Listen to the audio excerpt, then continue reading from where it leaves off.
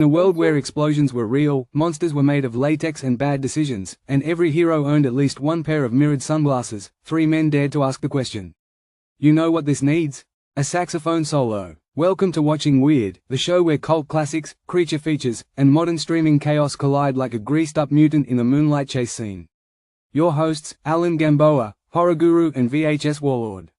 Scott Baker, retired CIA agent who insists he's just a teacher. And Rich Restucci, best-selling author, mad scientist, and the only guy who brings a flamethrower to a marshmallow roast. And just when things get a little too locker roomish, the boss materializes, part Southern charm, part chaos wrangler, and 100% done with their nonsense. Answering to Hadley, or Heather, this professional cat herder is the only thing standing between the guys and a total descent into booze, dad jokes, and B-movie mayhem. So grab your popcorn and your tinfoil hat, because right now, you're watching Weird. We are watching Weird. Howdy, everyone. We are watching Weird. Good evening, everybody. How you guys doing tonight? I'm going to ask you two. How are you doing tonight? Excellent. I'm doing all right. Was doing good until my 5th and 6th period. No. Wow. Dude, how many periods Don't do you you have in a month? Jesus. Well, I only got 5 and 6, so I'm usually either subbing for someone or sitting in a classroom or doing work. But, my B-day 5th and 6th periods are just nightmares. Oh, that's horrible, man. Well, they're all 6th and 7th graders, so. Can't you use some of your CIA tricks on them? Do some of that CIA. I want to bring a taser in, but the boss won't let me. What about a waterboard? That's not illegal, right? A water pistol, I've thought of bringing. Sit down. Guns in school? Yeah. I'm Max. Hello, Max. Hi, Max. Well, tonight we have talking about snow and such a mixed bags. What'd you say, Rich? I'm sorry, I didn't hear you. I was just talking to Max. I said we were talking about snow and periods. Oh, yeah. we were. School periods, not the type that young women get. We better watch ourselves. We'll get yanked with that big hook by the boss. Oh, I already got myself in trouble. I was in the room with a friend of mine. He was looking for cardboard boxes, and there was a young girl there, one of the young teachers. And I said, "Now you're looking for the large cardboard boxes." And he goes without thinking. He thinks just like me. He goes, "Doesn't have to be big, but it has to be thick." So I started laughing, and the girls looking at us like, "Why? What's so funny?" Yeah, man. Yeah. And that was the last we saw Scott. Yeah. Water pistol. Oh, I'm not ready for snow. I am not ready for snow. I mean, I'm not ready for it. I used to come home from work. Am I lowering? I'd come home from work, take Fred for a walk, and it was still daylight. Now I come home from work. I got to put on the shining vest. Got to get a flashlight so I can walk him in the dark. I hate daylight savings. Yeah. They really need to. We're not farming like we were, so No. we need to stop that. Let's stop it. Let's just petition somebody. There's got to be somebody we can petition. Yeah. We'll stay out there with our cardboard signs and protest time change. The big thick one. There you go. Tonight we got a mixed bag, man. We got dinos, female hit women, and man-made monsters. So we've got 3 new movies: Guillermo del Toro's Frankenstein, Print of War, and Ballerina from the world of John Wick. So I hope you guys all got to see at least one of these movies this week. I got to see all 3. Oh, I did too. Yeah. Hey, Landa. Landa cannot find us on Facebook. Find us on Facebook. Weird. Max there from Facebook. That's weird. Well, like us and subscribe, Landa, if you hadn't, please. It helps us. It helps keep Rich in all that stuff behind him. Yeah. Helps keep Scott in cat food, and it helps keep me in hats. So I really appreciate it. I spend more money on the dog and the cats than I do on me. So Yeah, I believe it. I believe it, Scott. Well, though you treat yourself, you get some of those very cool horror horror props and stuff. Oh yeah, yeah. Agreed. I wish I could You get get my some cool dogs down stuff. here, but I got one dog that he just won't do the stairs, and it's Ah. not because now he does have an injury, but even before that he's a bitch. He just won't do it. He's afraid of the stairs. He won't come down the stairs. So I'm in the basement and I get a I mean, steep set of stairs here, and he's like, "Yeah, no, I'm not doing that." The other one up and down 100 miles an hour, but he won't do it. And I can't have one down here because he'll sit at the top of the stairs and just whine. So Oh, yeah, every now and then you'll see Freya Oh. come down here and she'll jump up and lick me. yeah. Well, who wants to start tonight? Why Not don't it. you start tonight? You go. I said not it. Too late. I pointed. All right. Well, let me. I'll start then. I'll start. I've got 2025's Primitive War. Uh, it's a. I want to kind of say it's an indie movie, Australian indie movie. That seem right to you guys? Seemed like kind of an indie movie. It was indie, but I'm not sure. Let me look that up. Yeah. It stars Ryan Quatten from True Blood. He played the brother of Suki. Tricia Helfer from Battlestar Galactica, the new one. She was a Cylon. And then it had this dude. These are the only people that I recognize. Nick Wilshire from Chicago PD, if you're watching that, he was on it for a little bit. And then Jeremy Piven, the comedian from Entourage. Those are the only three that I recognize, or four that I recognize in this movie. And it takes place in 1968 in Vietnam, and it follows a LARP team, a long range reconnaissance patrol, that goes to look for some missing Green Berets on the order of their commanding officer, Jeremy Piven, who overacts a lot in this. So they go to find these Green Berets, and it reminds you a little bit of Predator because they find the bodies of these, or they find the remains, not the bodies, but just chewed up whatever, and they figure out there's something else in this jungle that's out there, and there's more to their expedition to find these, or the rescue mission, I guess, to find these guys, than meets the eye. And Jeremy Piven, it's funny because he goes between kind of like there's more to it, and then he's like clueless. It's kind of like you think he knows more than he does. He doesn't, but does he? But he doesn't. I don't know. It's the script's problem. Hey Dan, how you doing? We're talking about Primitive War. I did. So they end up finding out that there's dinosaurs in the Vietnam jungle, and what a cool concept. I mean, really, it is. I think Skull Island did it the best so far right now. But this was pretty cool. The dinos in this were not disappointing as far as the CGI in it and stuff. They actually did a pretty good job. I was expecting a sci-fi channel level of CGI on this one, but they actually did fairly well on this. There's a couple scenes like with the pterodactyls that were kind of wonky, but it keeps you in the movie for the most part. You like the characters. They don't go in real depth on these characters, but you do like them. They stumble across these rushes. I'm going to give this away, that are creating the dinos, and they want to unleash the dinos on the rest of the world. And it could have been better. I mean, you've got dinosaurs and you've got Vietnam. What more could you ask for? And this one just, to me, was really uneven. I enjoyed it. I didn't hate it, and I may watch it again. But I just thought it could have been better. Could have had a little more to it. I recommend this one. But it's just not. It just doesn't get there, in my opinion. It just does not get to where it needs to go. The acting is kind of uneven in it.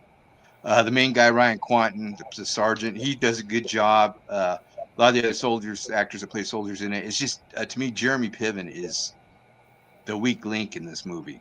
His acting is just kind of, I don't know. I didn't care for it.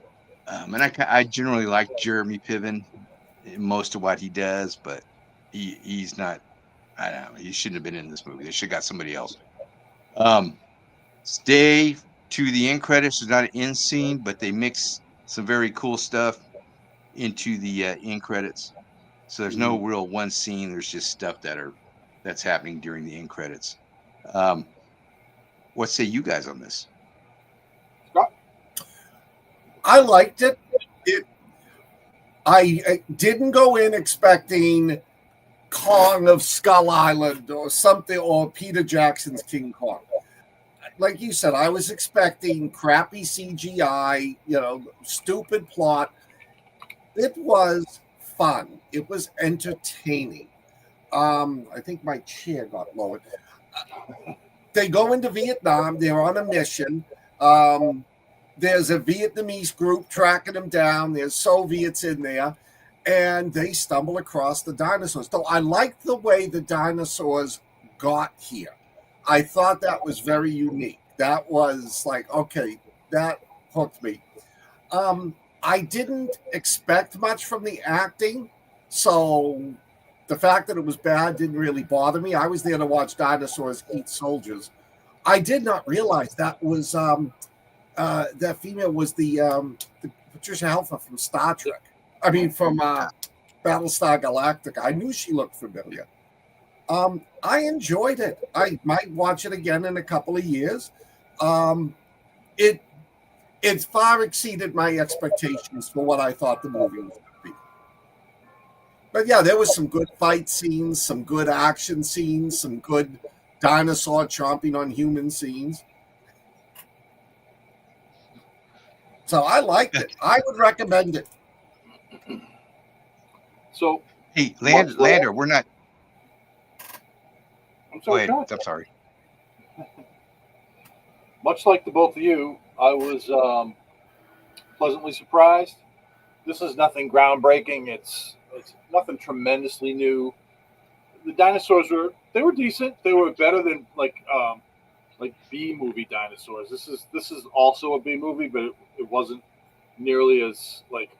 It certainly wasn't Velocipaster bad. They had some decent CGI.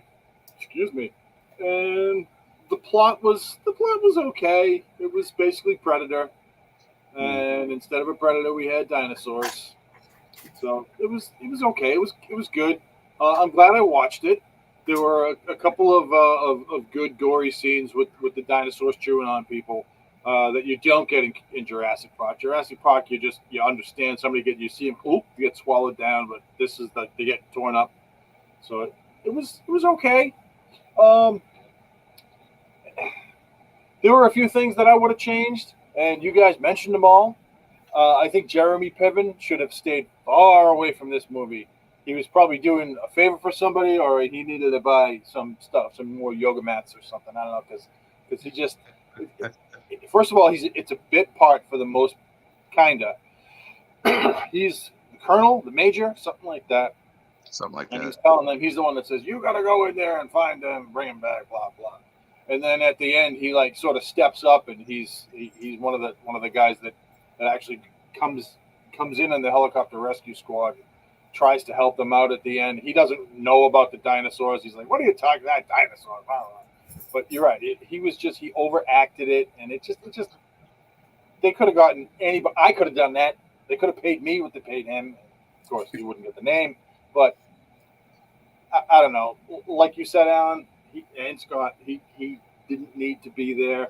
It was, I think it actually detracted from the movie having him there. It would have been probably not a better movie, but a different movie if you had somebody different in there. You know, of course it would have been a different movie. Yeah. But it was The movie was decent.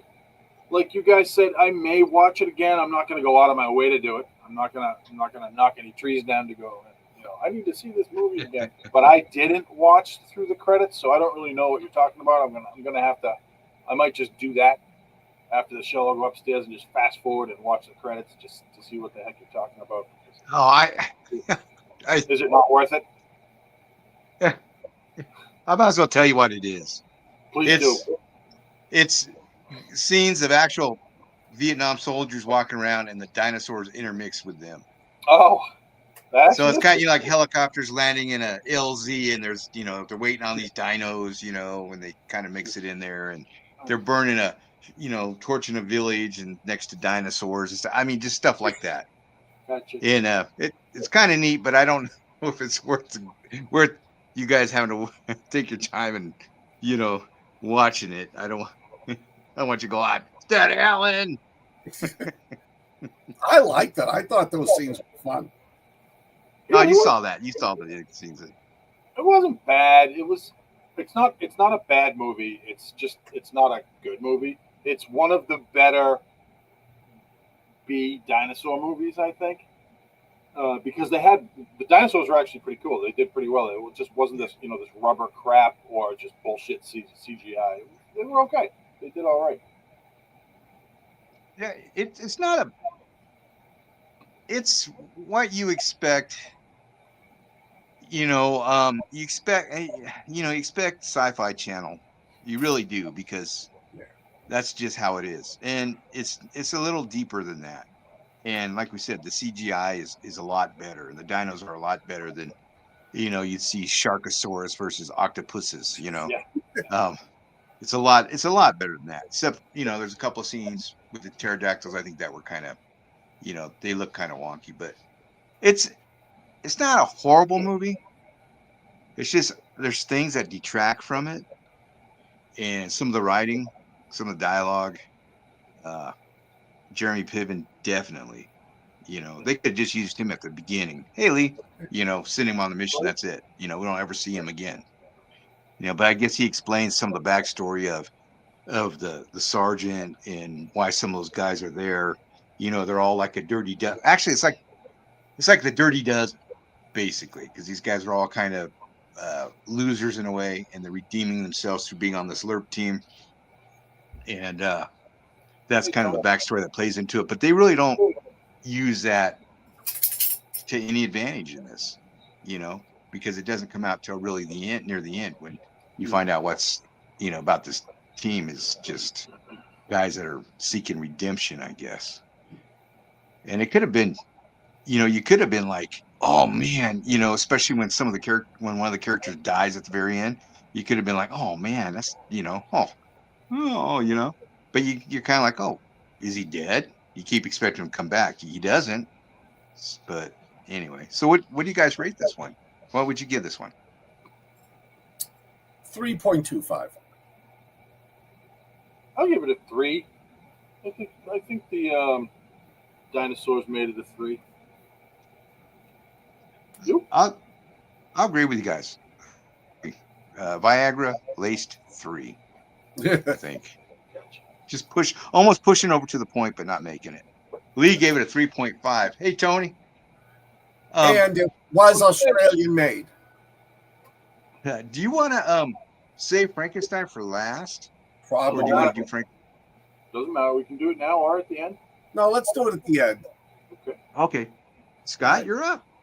Ballerina is a spin-off of the John Wick series. It stars, it opens up with this young girl who the older version of her, Eve, is played by Ana de Armas. And she lives with her father in this luxury place. Something happened years ago. The sister died or disappeared.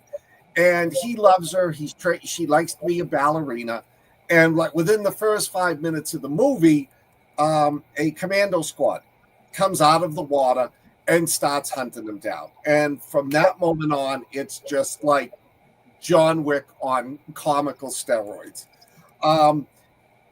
He fights. The father's eventually captured, and then Gabriel Byrne shows up, the Chancellor, and he says to him, "You know, we gave you the chance. You worked with us. You betrayed us," and he, tells him, "You've got a choice to make. I don't want to give it away," and it just turns into this huge gunfight where everybody dies on the property except for Gabriel Byrne, who runs away, and little young Eve. So she's taken to the police station, and somebody comes by, Winston, played by Ian McShane, and he said that, he knew her father.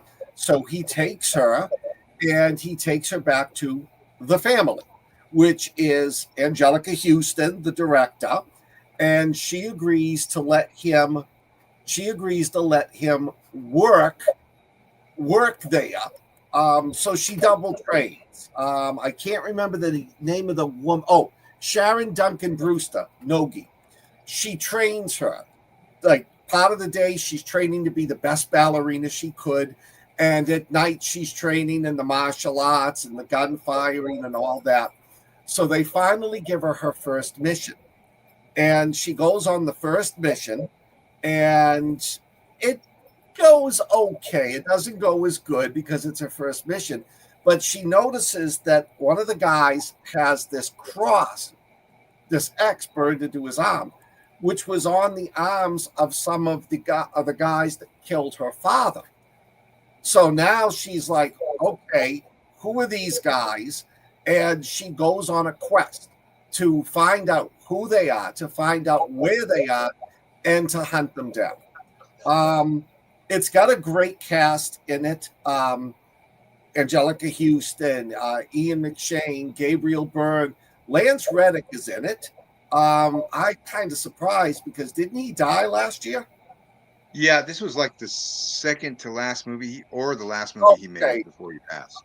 Yeah. Lance Reddick is in it. Norman Reedus has a bit of a role in it, but it's a good movie.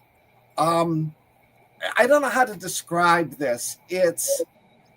It's not John Wick, but it's got a very heavy John Wick feel to it. There's a little bit more.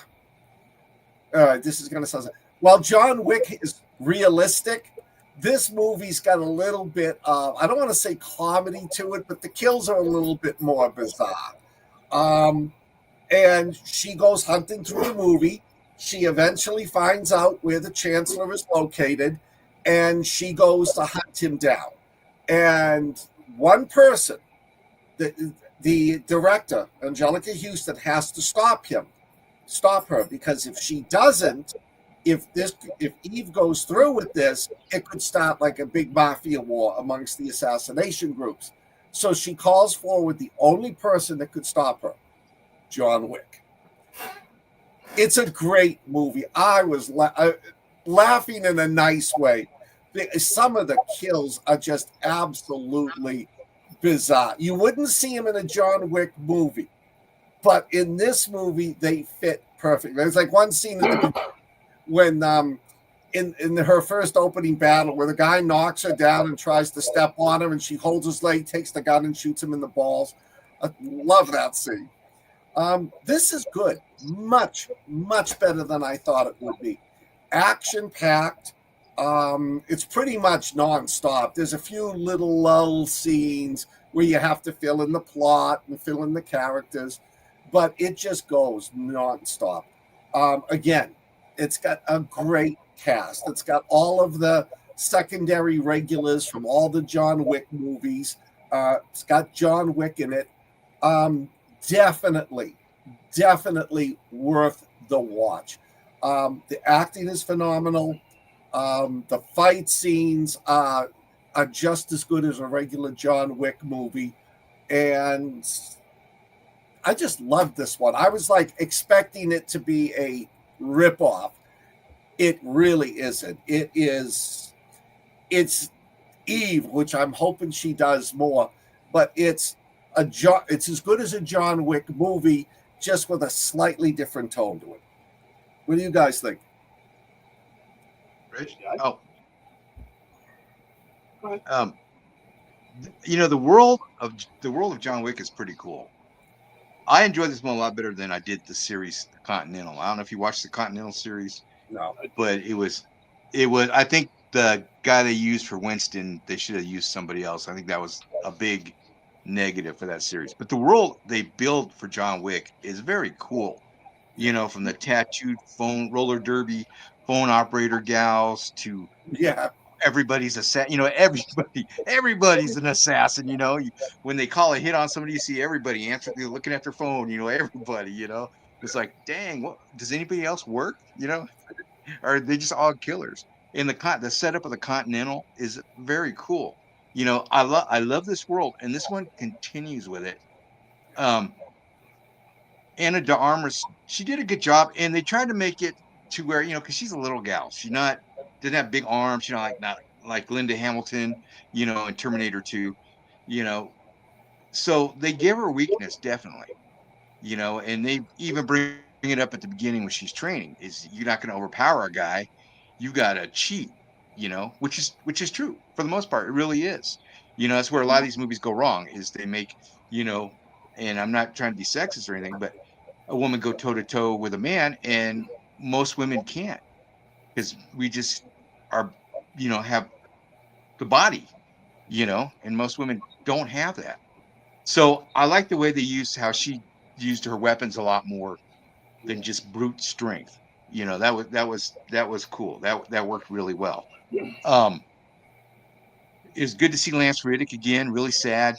He's got just a heartbeat of a cameo in this. Ian McShane. They put some dye in his hair and CGI'd him a little bit, make him a little younger. But it's always great to see an Ian McShane in anything. If you've ever seen Deadwood, oh my gosh, just great. You know, um, and I think I'm gonna say Lou Reed, Norman Reedus was kind of a weak link in this movie. Mm. Um, he's not as agile as Keanu Reeves, but he's not an action star either. It's on Walking Dead. His action scenes are limited. Mostly to shooting people with a bow. Yeah. So when it came to his part, the action was kind of slowed down, if you notice. But it's good to see him too. And then when John Wick shows up, yeah, this is a fun movie. I hope they have another one. I really do. And if you notice, I don't know if you noticed or not, but her dad at the beginning was the knife throwing brother from the Umbrella Academy. Yep. I did not know So that. yeah, so that was cool. Of course, I don't think he's going to be in a sequel. And Gabriel Byrne always plays a good bad guy. Always. Yes. It's nice to see him show up. Yeah. And the assassin with the scar that is on the rifle at the beginning, when she's doing her hit, when they're in the Continental, and then he shows up in the village at the end and fights her, the guy with the scar. He's Hey, that's a first. stuntman named Daniel Burquist or Burkhart, something like that. He was in the first John Wick movie. He was one of the Russian henchmen he's the one that puts the plastic bag over John Wick's head and tries to strangle him out that way. And John Wick ends up, of course, ending him. But if you ever watch the Hitman show, Barry, he plays this character that Barry tries to kill, and he's a karate expert or a judo expert, and he fights him and chases him around. And he's in this remake of it's a barbarian movie from the 80s that just came out. Tony, you probably know this one. Deathstalker. He plays Deathstalker. If you remember that movie, they remade it this year. It's out now, and he plays Deathstalker. Anyway, I've gone off on a tangent on that, but I thought that was cool how they included him again from the first John Wick movie and tied it in there. Yeah, and that's what makes these movies fun is all the stuff surrounding it. I thought Anna de Armas did a great job. It was fun watching her fight and the way they did the flamethrower fight, the hand grenade fight. Oh my God. Say it. That stuff was fun. Rich. Before I get started, the dude you're talking about, the karate guy, he's got a bit part in the movie Red Notice with Ryan Reynolds, Gal Gadot, and The Rock, Dwayne Johnson. He's a Oh, that's right. in the Russian gulag there. I just watched that again the other night, and I was like, hey, that's that guy. Yeah. I was looking at it, and he truly does look like some kind of karate badass. So I don't know what style he uses, but it was pretty good. But so this movie's been out for a minute. Is it 2025 or 2024? This film, Ballerina. Yeah, Ballerina. Ballerina came out in June this year. June. So I've been seeing it and on Netflix. I've been looking at it and I've just been like going by, and then I was like, well, we're gonna do it. I'll watch it. And I went to go see it on Netflix and it wasn't there anymore. And I'm like, what the hell? Where is it? That's a Korean one. That's a Korean one. The Korean Ballerina. Yeah, it's a similar. She's an Oh, okay. assassin That's why I and couldn't getting find it revenge. anymore. It Okay. Yeah. sucks. So It sucks. I believe you, but I never did watch it. And then, I mean, I finally did watch it, and I was again pleasantly surprised. This movie is far and away better than Primitive War, and it launches into the assassin thing pretty much immediately with her father, and she's a kid. She's like 8 or 12 or whatever she is. Scott already told you that part of it. Go through that, and then she immediately goes into the family with Angelica Houston as the head. Skip. Now we don't have the little kid anymore. We have Anna de Armas, and it's all about that. And it was really well done. I like the. There's a scene in one of the John Wick movies where he's going in to get the brand, and they're going to tear up his ticket. And that's in this. That scene is in this, but seen from Anna de Armas's view. And she talks to John Wick. Hey, can you teach me to do what you do? Blah blah. And he's like, yeah. If you want to get out, now's the time. It's a choice. So that was done well. And the fight scenes with her, really good. Very John Wick-esque. A lot of fighting, a lot of quick bang bang bang with the a pistol. And then to top it all off, we had flamethrowers. We had these super cool, I don't know, that just looked like these Elon Musk type flamethrowers that had a lot of fuel in there with no tanks on the back or anything like that. Alan and I were having this conversation earlier.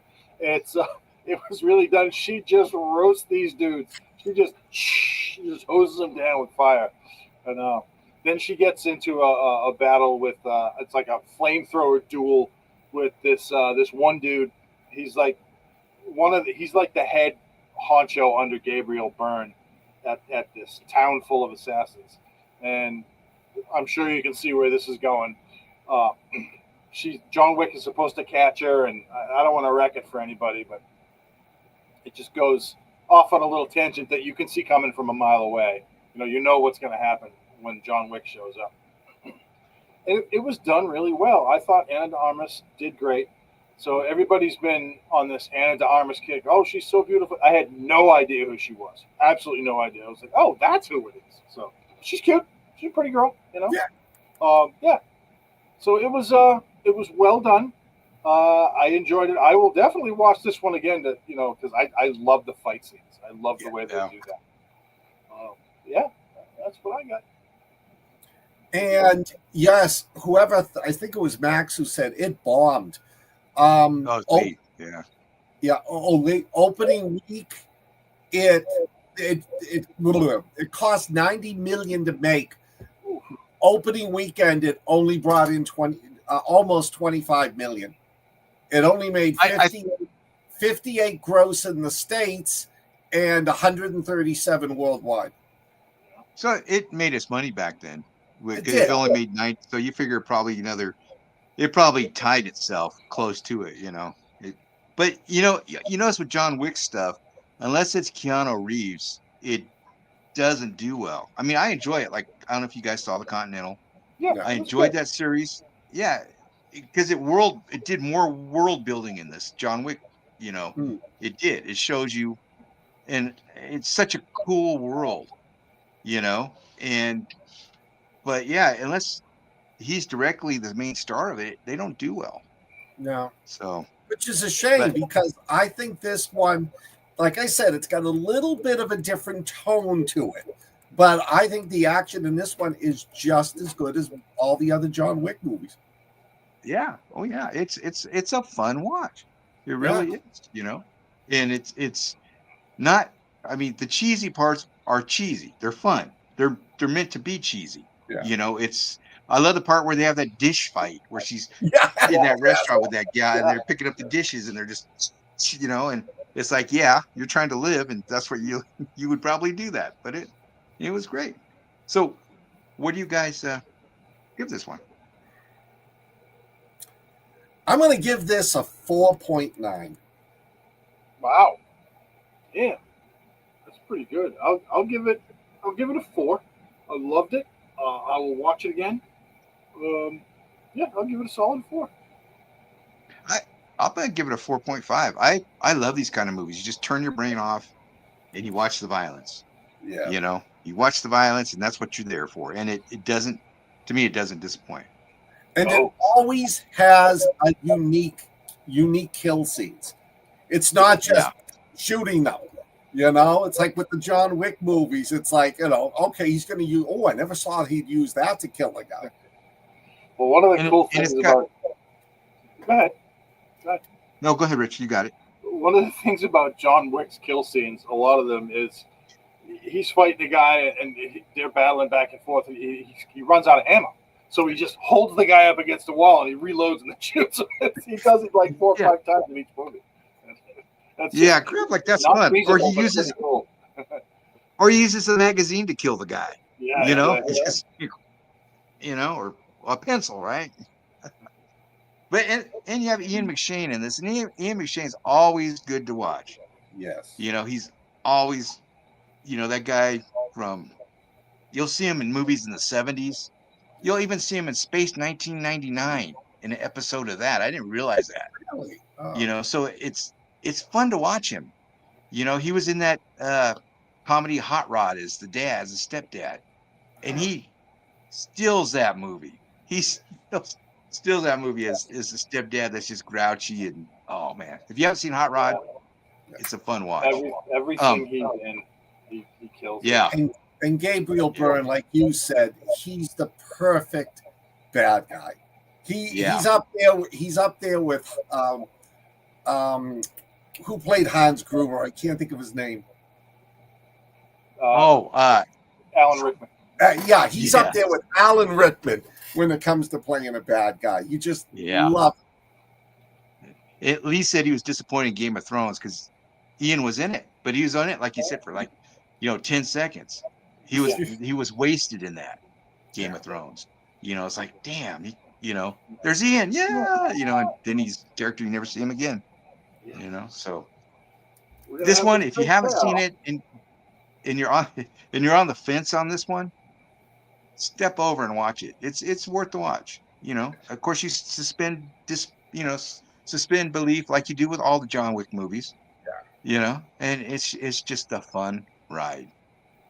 And now we got the big movie. Rich has Frankenstein. So I had Frankenstein. Guillermo del Toro's 2.5-hour 2025 film Frankenstein is a somewhat gory depiction of Mary Shelley's vision. Like all tellings of this tale, the focus is on the dichotomy of the monster and the maker. If you've read the book, you'll know that this film strays far from the actual telling in places. But if you can put that aside and take this as its own standalone story, you'll be happy you spent the almost 3 hours it takes to watch it. Oscar Isaac does a wonderful job depicting Victor, the arrogant but brilliant doctor who is obsessed with curing death. Excuse me. Until he does it. Then we see the true depths of both his vanity and his misanthropy. Misanthropy. He is disgusted by his creation and believes the creature is an it and not a he, to the point he tries to destroy his own creation, believing the creature is an affront to both God and nature. Everybody knows the Frankenstein story. Jacob Eldori plays the creature so well and with such emotion that you empathize with him far more than any other character in the film. The monster's rage and power are only surpassed by his loneliness. The film is split into 2 books, the first being Victor's tale and the second as told by the monster. That was an interesting way to go, and Del Toro, he nailed it. There were elements of Del Toro's creative license that I didn't care for, such as making Elizabeth not only a major character, but having her be the sob story element who displays empathy and even love for the monster. Those of us who have read the book know that's not the case. But again, this is Del Toro's film, And you may think this interpretation is both compelling and powerful. There is no shortage of gore, with Victor slicing and dicing his way through dozens of dead folks to get the perfect parts for his creation, often tearing bits out or breaking them off with his hands. The monster engages in some gruesome murder as well, and most of his victims deserve it, but not all of them. The film embraces loneliness and sadness with such elegance that you may find yourself moved to the point of tears if you're a sissy. At points in the film, you also feel sadness for the egotistical doctor as he just keeps moving forward, and then when he succeeds, he tries to take it all back with the tip of a figurative sword. Overall, I think this dreary telling also has its beauty with its stunning visuals, excellent acting out of Isaacs, Eldori, Christopher Waltz, and Mia Goth. I don't particularly care for Mia Goth, but she did very well in this film, and Waltz is as excellent here as he has ever been. People are digging this, and it's already won a bunch of minor awards. I will be utterly shocked if it doesn't win the Best Picture Oscar, as this is right up the Academy's alley.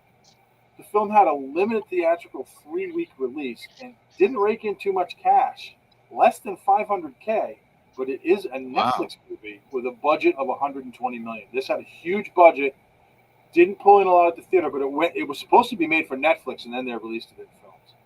I'm glad I watched this. It was another one of those movies, kind of like Ballerina, where I was like, I was on the fence about watching it, and I watched it. And as I was watching it, I was like, this is a little slow. Oh, damn, that happened. And it just got to get better and better and better as it went on. And honestly, people are saying this is this great cinematography masterpiece. And I think it's pretty good.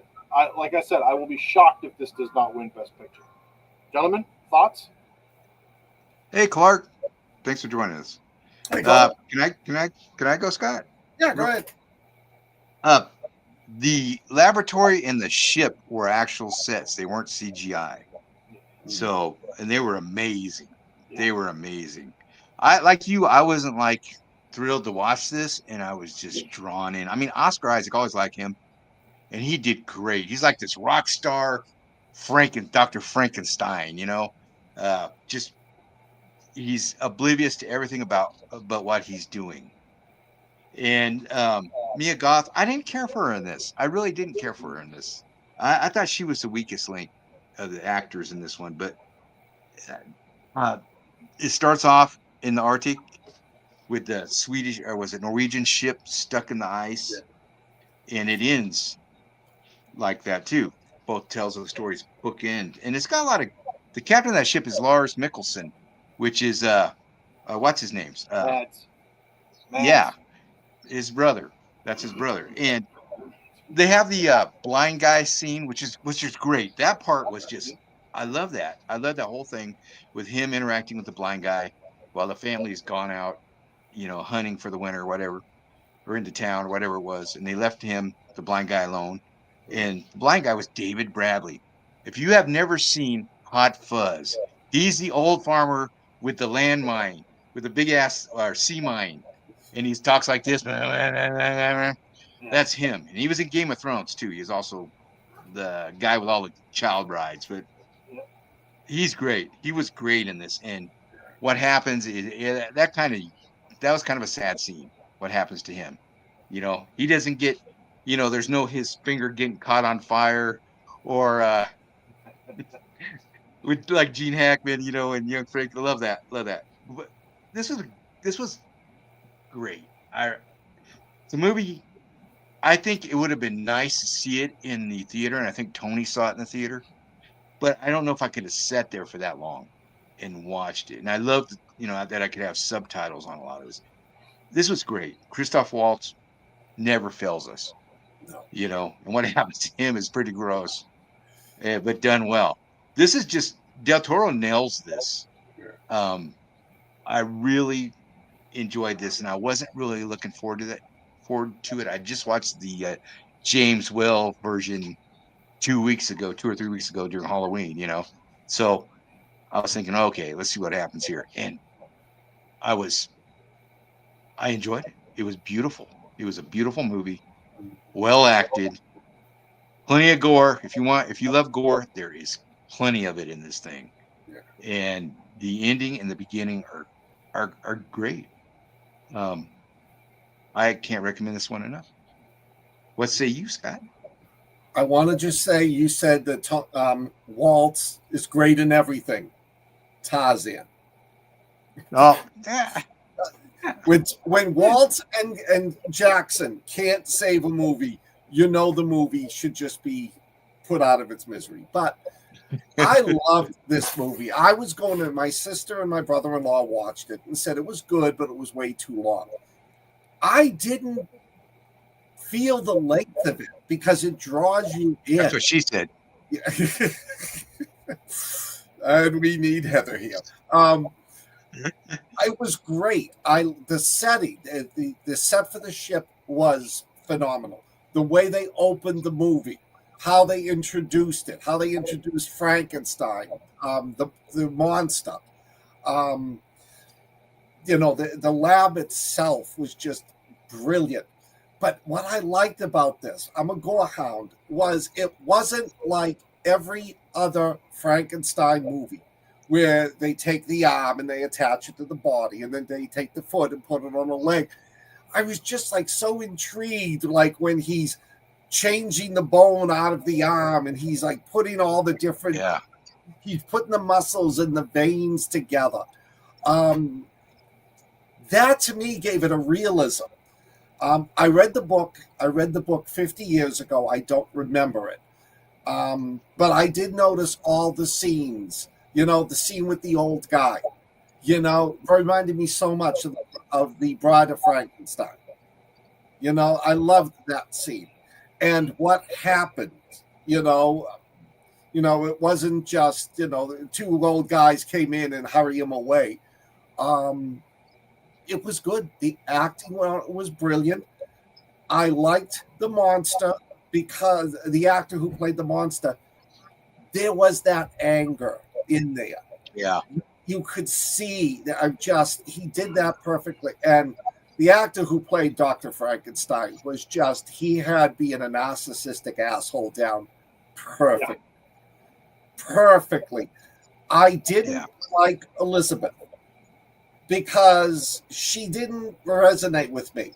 She's in love with the brother. Ooh, now I've met you. I want to be with you. Oh, look at the monster there. I wonder if he has a big stuka. I didn't care for her. She took a lot of it away from me. But Christopher Waltz was fantastic in it, and especially when you found out why he's funding all of this.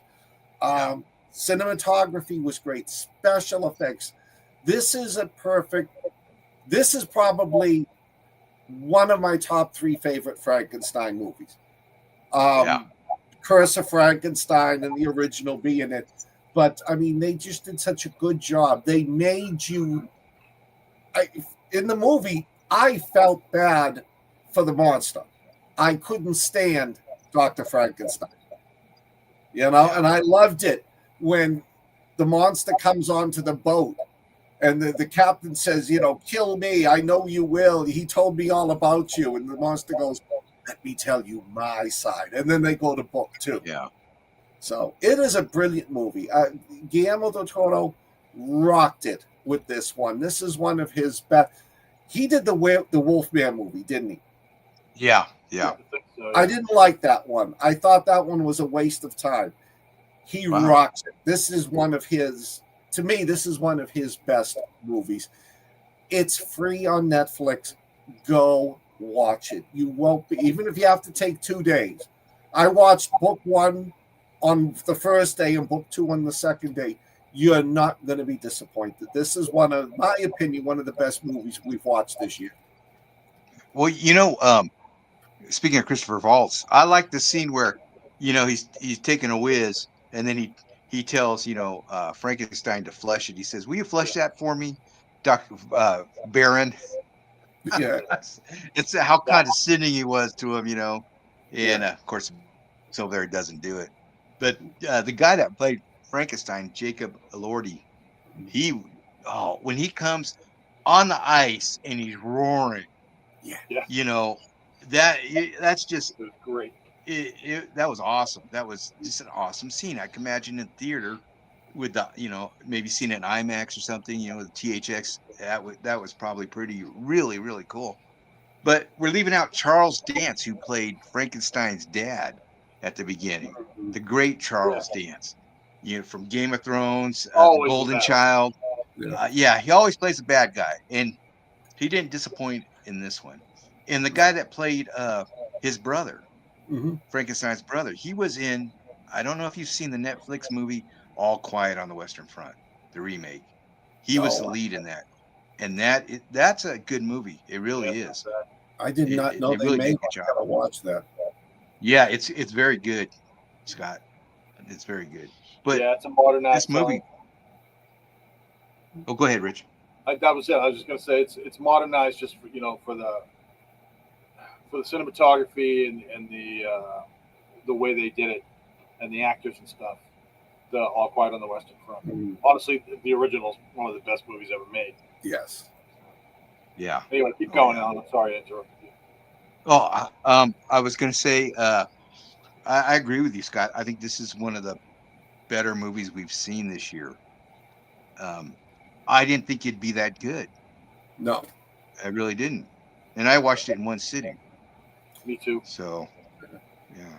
He did a brilliant job of blending the Victorian era. Well, no, it wasn't really Victorian, but the era, modern science, the emotions, the horror of it. Great work on his part. I'm giving this one of my rarities, a 5. Wow. Go ahead, Rich. Do it. Do it. So, Do it. I'll give this one a 4.5. I think I think they knocked it out of the park with this one. I think it was done really well.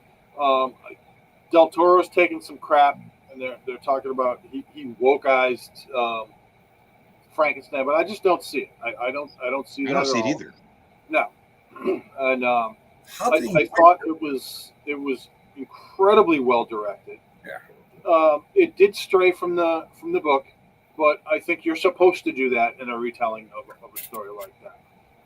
Like I said in my review, there the part with Elizabeth, that never happens in the book. She is Frankenstein's wife, not the brother. She's Right. his wife, and Frankenstein ends up killing her and his father as well, I think, in the book. But it has nothing to do with the way she died. If she died, we're not going to wreck that for anybody in this story. But yeah, I think this is definitely worth a 4.5. I've said it at least twice now. I'll say it one more time. This is probably going to win Best Picture, just because it's right up the alley of the Academy. It's just what they look for: the cinematography and the acting and the directing and the set pieces. It's just perfect. And then, nominated for an award, Netflix is going to put it back in the theater and make a ton of money off it. Yeah, probably. Yeah. And he did Pan's Labyrinth, Max. I'll give this one a 5. I really like this one. I wasn't looking forward to it because I thought I'd just watch Frankenstein. Let's see. And as far as woke you felt for him. You really did. You felt for this. He just wanted to be loved. He just wanted a hug. He just wanted a home. He just wanted clothes and people to be nice to him. That's all he wanted. And because when Oscar Isaac just beats him, like his dad, and it's just, and then when he tries to kill him, it's like your dad trying to kill you. It's like, what? I didn't see any woke in this. I didn't either. But like you just said, I never really thought of it. It was him wanting to be cared for, wanting some affection, wanting somebody to talk to him. Like when he was helping the family around the house, and they'd leave him little gifts, and that was like, this is the happiest day of my life until. Yeah, the wolf scene though, when he killed those wolves, that was brutal. rip their fur off their face. Yeah, That was great. they did make him. They did make him a little bit more of like a superhero Frankenstein. Yeah. He was. Yeah, he had more power than any of the others, but it worked. It would have failed with anyone else. Guillermo del Toro made it work. I wish he would do in the Caves of Madness. He's always wanted to do that. That H.P. Lovecraft story. That's kind of like The Thing. Yeah, He's always wanted to do that. He's had stuff in pre-production. He's never been able to get it done, and he's just dropped the idea of that. And I think if he ever got to make that, that would be an awesome movie, like this one. This one was very good. This one was, like you said, Scott. Rich, this is probably one of the better movies, the best movie, if not, we've seen. Yeah. It might not be the most enjoyable one, but it's definitely the best one, I think, so far. So yeah, De Niro's Frankenstein. Well, see, I don't watch De Niro anymore. Nope. I'm all set with him.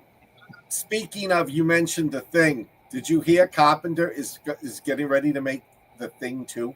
Yeah, I've seen it like across Facebook and stuff like that. I don't know if it's real. I don't know. I hope it is. I hope so. Like with today's CGI and hopefully they'll do actual real stuff instead of CGI. But it's just so good. It could be. Yeah. It's not one of those you're like, yeah, you're hoping, because the original is so good, you don't want them to screw this up. No. One good thing they have, though, is Wyatt Russell. That's the one good thing they have right now. Oh, that's right. Yeah. He's a 30-ish Kurt Russell, so, Have we picked our next week for the turkey the turkey movies? Yeah, not next week, but the following week's going to be the turkey show, right? I've got mine. A Cadaver Christmas on Tubi. What's it called? Mine's from Tubi. Christmas on Tubi. I can't wait. I'm going to get my title back. I picked one from Tubi, too. I can't remember the name of it, but so it's up to you, Rich and Heather. Yeah, I recently watched this movie. It was called Broken Darkness. And I think it was on Amazon. And it's about the Earth travels through this like 1,000,000-mile meteor. It's like the tail of a comet. And these meteors hit Earth, and everybody goes underground. And they're underground for about 8 years. And then they lose contact with another, colony that's further down, like the mine or the tracks or whatever it is. And so it turns into a zombie movie, but it's just not good. I had high hopes for it, but it was just not good. But I don't think it's turkey worthy because it's actually got some decent parts to it. So, wow. I mean, I don't recommend it, but if you're looking for a I don't know, an angsty, crappy zombie movie-esque. It's not even a real zombie movie. Well, Heather picked Night of the Werewolves. That's right. Did one of you pick Bigfoot versus zombies? No, I think I picked Bigfoot versus. I put Bigfoot versus zombies as mine. Oh, that was you. Okay. Yeah, I've actually seen that movie. I have actually seen Bigfoot versus zombies. I have not. Yes, it is terrible. It is really bad. The Bigfoot is a dude in a gorilla suit, and I am not even kidding. No, can't be bad as Velocipaster. That was a rubber dinosaur suit. Yeah, that was pretty bad. This is exactly it's the same movie, except the dude's in a gorilla suit. So, but the zombies are horrible. Yes. Oh, you haven't seen him in Cadaver Christmas yet. There's some bad movies out there. I know, isn't it great? Man, this show went by fast. We're at 59:39. Yeah. Oh wow. We had some good movies this week. Yeah, we did. We did. Yeah. We gotta pick movies for next week too. We do. Christmas. We do. Thanksgiving is the following week. So Right. Yeah, 27th, I think, or something like that. So we got to figure out what we're gonna do next week. Max, So. do we have to do the terrible turkey tradition anymore? Yeah, we do. Yeah, Yes. we do. At least I didn't pick Thanksgiving too. Good Lord. Yeah. All right, boys and girls, Yeah. that's our hour. Thanks for joining us. We'll get back to you on movies. We'll pick some movies and post what they are for next week, and I'll pick my turkey at some point. I just haven't had the time to look. But we love you guys. Thanks for coming. There's a finger. Yeah, finger. And Have a good week, will, everybody. See you next week. Anybody got any parting words before I hit end stream? Nope. All right. Stay safe. Stay safe. Stay weird. Thank you for listening. This program is made possible by the Weird Realities Network, where writers plot, weird kids dream, and conspiracy theorists definitely shouldn't have Wi-Fi after midnight. If you like this program, hit that like button, subscribe, and follow us across the multiverse of social media. You'll find all our links at linktree/Weird Realities. That's weird, spelled WYRD. Until next time, keep your tinfoil hat handy and stay weird. After all the best folks are.